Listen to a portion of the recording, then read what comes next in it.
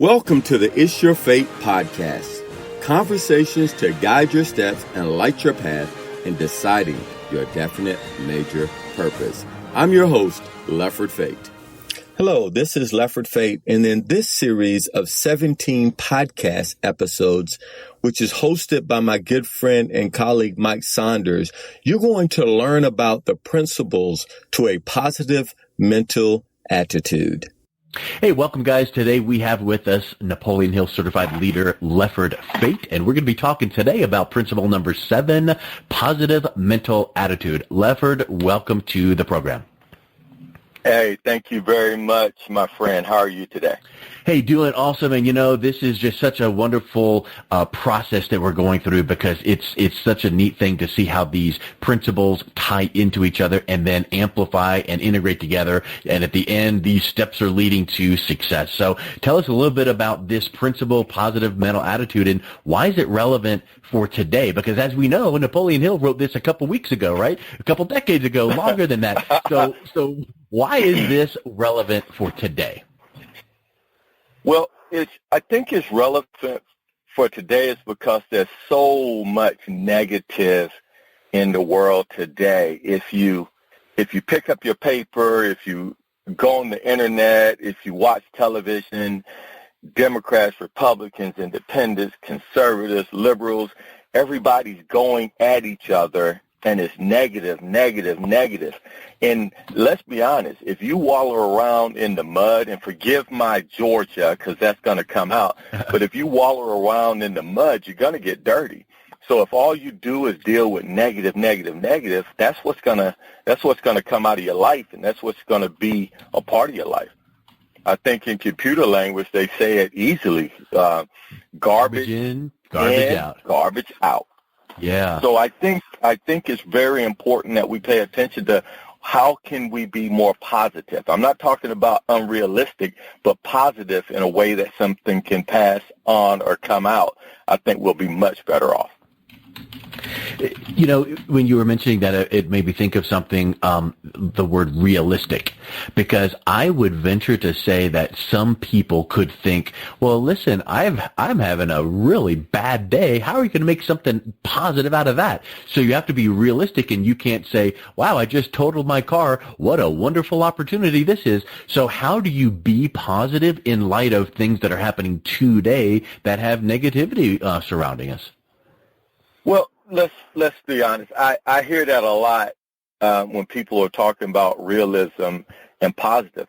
Every negative thing, there's a seed of an equivalent benefit. That was one of the precepts of Napoleon Hill. He said, if not for the fact that his mother had passed and his father brought a new stepmother, he would have probably been a newer, faster version of Jesse James. Because bad things are going to happen in life, but take a look at that situation and see what you can get out of that. That's the difference of something happening to you and something happening through you. Because it's not our fault, it's not our responsibility what happens to us, but how we respond to that event. That is 100% our responsibility to work that process. It kind of reminds me when you said to you or through you, reacting versus responding, right? Right. And again, response is, what am I going to do with this? What I'm going to stop and think. I think one of the blessings that we have is that we have control of our own mind, and we get to make the choice on how we're going to respond to what happens in our lives. Yeah, that's just such a huge point. Makes me think of this now, and I'm sure you've heard this before. So how do you respond when someone would say, there's got to be some misconceptions surrounding positive mental attitude? Because like we just said, there's to and through, there's reacting versus responding. What do you feel some common misconceptions are about positive mental attitude? Well, I think sometimes when people hear positive mental attitude, they think of Pollyanna. You remember that old character when we were younger? Well, I was younger. You weren't even born yet. But Pollyanna, it was like, oh, they're naive and they're not in touch with reality. Yeah. But that's not the case. You can be positive about a situation and be totally engaged with reality. And so a lot of people think, oh, they're just walking around positive. They're suckers. Yeah. They just don't know what's going on. But that's not the case. That's, again, a person taking their time and responding to the event and seeking that seed of a benefit. Now, when you say seed, that doesn't mean, oh, just think positive, and everything just comes to light. What it means is look for the seed, and then you have to nurture that seed to grow. That's what that means. So there's a big old misconception, I think, that you either have to be positive or negative. No, you have to look at it, and you have to seek it. That seed is a really interesting point that you bring up, because it made me think of this. When you're experiencing some negative event and you purpose to respond to it, not react to it, so by looking at it through, positive mental attitude, doing whatever approach to have that positive mental attitude is not going to 180-degree reverse that and go poof, now it's gone, it's not negative. There's that seed, there's that small little ember burning there, and you got to fan that, and you got to nurture that one tiny good part of it, because there's still some junk out there in that negative circumstance, whatever that may be. But guess what? You're focusing on that seed, that good element piece of it, because I feel that a misconception could be that people think, yay, positive mental attitude makes everything poof disappear. Have you noticed that? Hey, I've noticed that, and again, that's what sets people up for failure. Yeah. I think if you just walk around, Jim Rohn used to say this: there are no weeds, there are no weeds, there are no weeds. If you think that there's no weeds, the weeds will take the garden. Yep. So you recognize and understand that there are negative things out there, but if you know they're out there, you can combat it. But you're also responding versus reacting. Listen, this is like real talk for me. My mother-in-law passed on Saturday, and my wife had to go to the UK to spend time, and she is struggling mightily.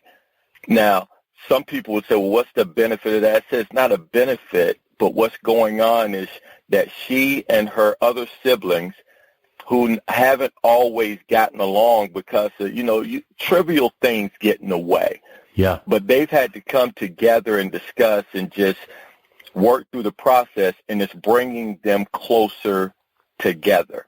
Again, I'm not saying that it is a good thing, but they had to seek the seed of goodness. And all of them know that Mom, and I call her Mom, but just because that she wouldn't want the negative side. She would want the kids to get together and do well, to take care of their stepdad. And that is a positive side out of that. Yeah. Again, nobody would have wished that, but now we have an opportunity to come together and love upon each other and heal some wounds that have been placed there over the years. And let's even think about that seed aspect and the point that I made about poof, it goes away. If you approach that situation with the positive mental attitude, does poof, it take the pain away? Nope. But you know what it does is exactly what you mentioned. You're going, okay, we're noticing, we're watching for that these relationships are kind of getting a little teeny bit closer, because we're now heightened awareness that this sibling or this family member needs a little bit more encouragement or, solace or care. And that's a good element of it. Doesn't negate everything else. There's still some hard feelings. So that I really wanted to pause on that seed, because I think I've personally never heard that aspect before of positive mental attitude, and I really like it. You're not saying the other negative stuff goes away. You're just choosing to focus on the seed and fanning that ember so that does, become a little bit better in the situation. Yeah, and it teaches many, many things that other members of the family or younger people ought to understand, that this is a circle of life and that these things happen, how to adjust and deal with other things versus just woe is me and catastrophizing the situation. Yeah. I was going to say, what positive changes have you personally experienced after applying this principle? And you jumped right to that. But I want to think about or ask you in this respect: is there something else in years past that was a situation that came up where you didn't respond with a positive mental attitude, and the outcome was totally different than what you're describing now, so that you can be able to say, hey, when this is done the right way, it doesn't mean everything is roses and, rainbows and unicorns, but it means that you're going to deal with it better. But can you think of something in your past where you've gone, you know what, and something happened negatively, and boy, I was not applying this, and here's what happened? Oh, yeah.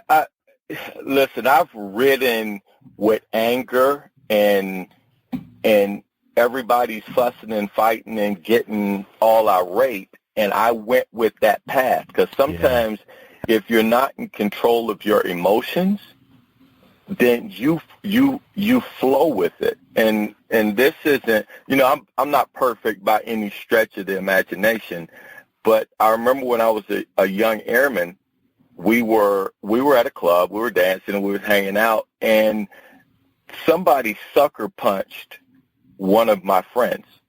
And so we got into a fight. Now, it could have been just as easy to pull everybody out and go do something and think about it and not get into a fight, but we got to fighting. But the negative part about that thing is that months and months later, I was always looking to be mad at these certain people. Now, it was a dumb thing. There was alcohol involved. People weren't doing the right thing, but we carried that thing a long time, and it had some negative outcomes, because it's hard to be a good airman when you're thinking negative thoughts. Yeah.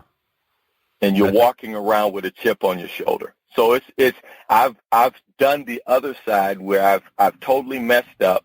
And sometimes when you're a leader, Mike, sometimes you're a leader, other people may want to let things go, and you're leading other people down the wrong path because the power of your personality.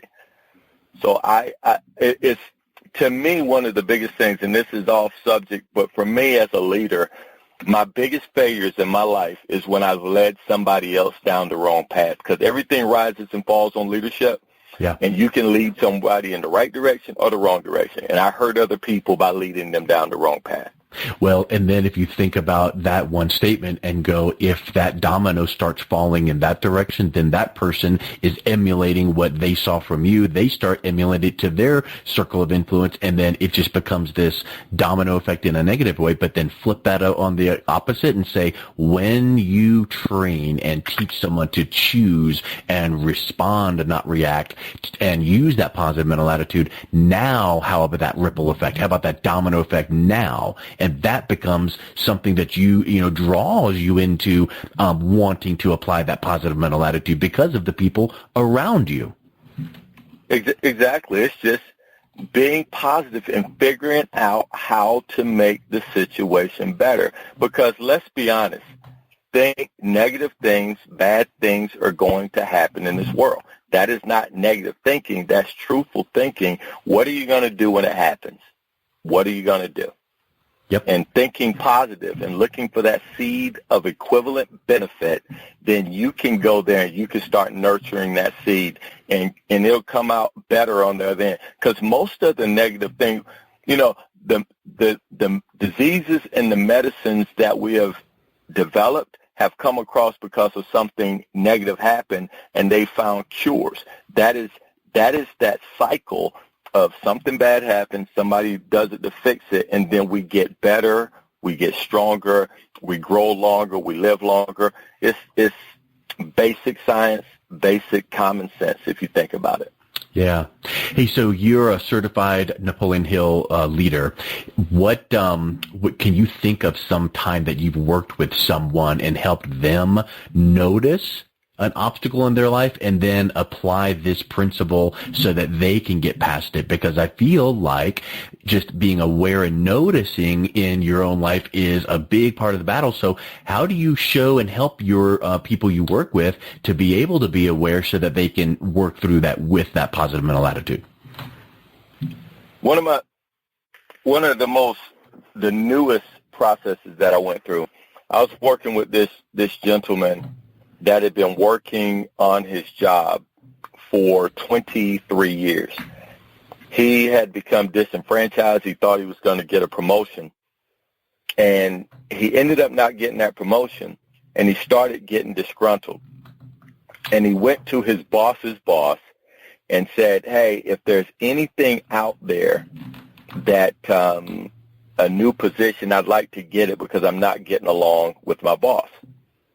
And now I think what he was, I don't think he meant to do what he did, but basically he threw shade or slammed his boss. And so the senior supervisor found a place for him to go. He wasn't happy with that position. So because he wasn't happy, his attitude was negative. He started, kicking rocks, coming to work, getting really frustrated with everything. And he was at a point where he was going to be released or fired from his job because he was so negative all the time. And then we started talking. He came to me. We started talking about how can this benefit you? What can you get out of this situation? Funny enough, he ended up deciding to retire. He was close to retirement age because it was a government job. So he ended up taking what he was learning in this current job that he had and figuring out what I can do to get the job that I want to. So he wasn't necessarily unhappy with the job. He was unhappy with his growth. Yeah. Once he figured that out, he went out and got another job. Now he's a contractor and a consultant with his own company and he's really, really happy. Nice. And it was based on taking a look at, hey, so what is the benefit going on that you're going through the process that you're going through? So I think this was a huge win for him because he's doing something that he really loves. And he was too close to the situation at the moment to see all that. It took someone from the outside helping him to notice that. Oh, yeah, and we do it a lot. There's an old story about you may have heard it, the old hound dog that's sitting on the nail, and he's just moaning and whining and whining and moaning. And the owner of the dog said he's hurting, but it doesn't hurt bad enough. Bad enough to get up. I think that's what it was. Right. He was miserable. He wanted to do something different. He had caused some of his own issues, but when he stopped and thought about it, he said, what is the benefit of me going through this? Actually, he had to get a little bit more uncomfortable so he could get up and move to go to his happy place. Yeah. So I think that was to me a great example because I see that so often. When I was in the military, I saw a lot of people get to their 20 years and they didn't get out because they were afraid. Yeah. But they weren't happy until they were forced to get out or they were forced to say, what can I do to make myself happy in this situation? That's a really good point. Hey, so what initially inspired you to become a certified leader through Napoleon Hill? Well, funny enough, the reason I've been studying Napoleon Hill for years, one of my favorite supervisors, John Gunther, kind of introduced me to reading and introduced me to Napoleon Hill. And what I wanted to do afterwards, I said, I want to do a Think and Grow Rich book for the military because there are a lot of people in the military that they do 4 years, they do 20 years, they do 30 years. And when they get out, they don't know what to do and where to go. And so I was talking to a friend of mine, and he said, hey, Napoleon Hill has a certification process. And I figured if I went through that process, it would get me closer to understanding all the principles. And based on that, I can help my military veterans do better and be better.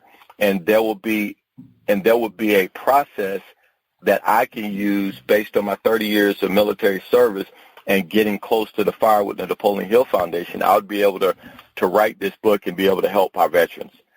I've talked about this before. I lost a really good friend because he did not see a way out, so he kind of self-medicated and basically drank himself to death because he could not get the help when he did that transition from military to civilian. And I want to stop is if I can, I want to stop that from ever happening. And I think this will be a great voice by me getting strong with all the principles of Napoleon Hill and putting that book together. And what I love about your response is what part of your response was benefiting Lefford Fate? You know, so you're looking at pouring into other people's lives and a greater cause, you know, not just one friend or contact or military personnel, but, you know, a whole movement. So I just absolutely love that approach. I think that's just so spectacular. Hey, let's just wrap up with this. If someone hears this, positive mental attitude and some of the things we've mentioned, what's at least one or two things that they could consider doing right now to implement this? Not just listen and go, that sounds all fine and good, and then get back into their life. What's a few things that they can do to say, okay, first, this, second, this? Wow. I mean, you know, I like to say I got a rule of 5, and I like to call this the Fate Fab 5. So I would tell anybody to do these things. First, when you get up in the morning, define the type day that you want to have as soon as you wake up. Yeah. That you would go so much further, say, in the morning, what kind of day am I going to have, and decide that it's going to be a good day. Second, to me, success leaves clues. Find a pace setter who, when I ran track, I always used to have that guy that was faster than me, and I modeled myself after that guy. Find somebody that you want to model, not to be a mold, but to model, and follow that person's direction towards a positive light. You're the average of the 5 people that you spend most time with. I think that was Charlie Tremendous Jones said that, and Jim Rohn said it. So who are the 5 people closest to you in your life?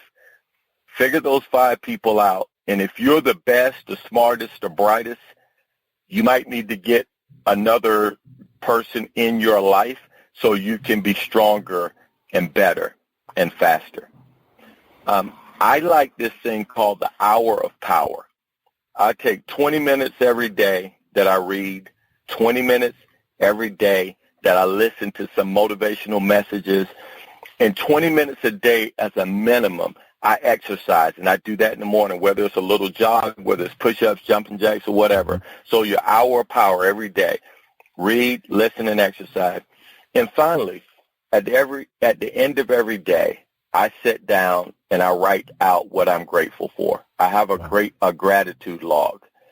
And that gratitude log has helped me to say, if I'm happy about these things, it's really hard to be negative when before you go to bed and you're starting to go into a dream state, you're thinking about all those positive things that go on in your life. I feel that if you follow those 5 things, you will have a positive mental attitude. And just because I'm who I am, I want to throw an extra one in there. Google 5 attitude books. I mean, if you want to be wealthy, study wealth. If you want to be physically fit, study physical fitness. If you want to have a great positive attitude, study positive mental attitude. That is my keys or my steps to success. Lefford, just spectacular. Thank you for buttoning that up and putting a nice red bow on that box with those 5 implementation steps. Let's finish up with this. Anyone interested in connecting with you to learning a little bit more, learning about what you provide, what's the best way that people can reach out to you and learn some more? Well, the best way is to reach out to LeffordFate.com. That's LeffordFate.com. And I'm a speaker, trainer, and coach. That's my website. I got a lot of products out there. And if you would do me a favor, and you don't know me from a can of paint, guys, take care of our veterans. You got people that are standing in the gap for our freedom every day. And if you could do that, you would honor me. Can I throw a quote that I read just recently that I'd love to share out before we leave? Sure. There's a quote. It's by a guy named Dr. William James, and it's amazing. It says, the greatest discovery of my generation is that humans can alter their lives by altering their attitudes. And I love that quote. because it basically says that we determine our outcome based on how we think about our own attitude. Excellent. Well, Lefford, thank you so much for your time today. It's a pleasure talking with you about these principles. All right. Thank you very much, my friend. I appreciate your time. You've been listening to the It's Your Fate podcast. To connect with me and pick up a copy of one of my books, please visit www.leffordfate.com. That's leffordfate.com. You've met your fate. Now let's walk into your destiny.